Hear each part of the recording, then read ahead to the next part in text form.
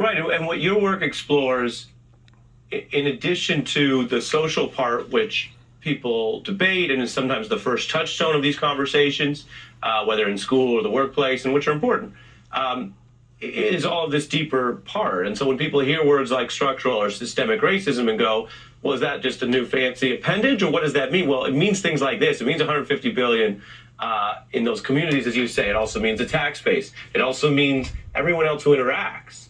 Again, the point is to end something that's evil because it's evil, but it's also stupid. It also hurts people who might not be the so-called first order victims of it, because you say, well, wait, everyone who's working in that neighborhood who's going to get a commission of that sale, wouldn't they want a higher commission? Of course they would.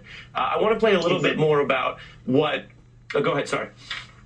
I was just going to say the racial economic divide in this country, Citigroup of all places, found this summer that it has cost us nearly $20 trillion over the last 20 years. This is sapping our economic vitality as a nation, and it's holding all of us back. Yeah. And so that brings me then back, looping back to the social part, is also what does it mean for a family who's done everything right and has that, what I call that American dream of homeownership, to then, as a measure of financial fairness, have to disappear themselves from their own home to get this fair market value. I mean, that's also a piece of just the personal story. I want to show a little bit more, as I mentioned, for your reaction, a Florida woman, about a similar thing. Take a look. It clicked in my mind almost immediately that I understand what the issue was here, because we realize just how much more removing that variable increased the value of our home.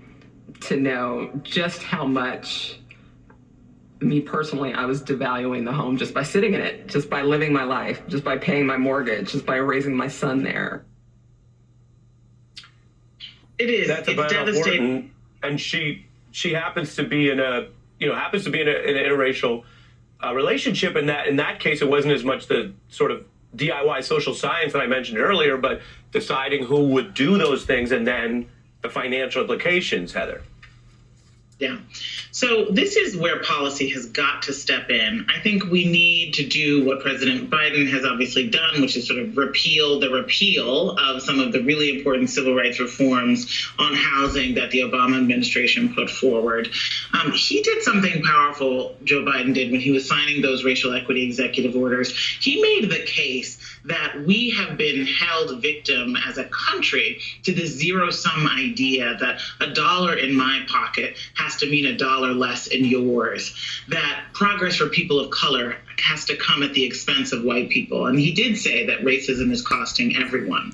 I also think we need to go a step further. There needs to be a really robust enforcement kind of recommitment in this country. We have so many civil rights laws on the books, so many worker protections on the books that are simply not being enforced.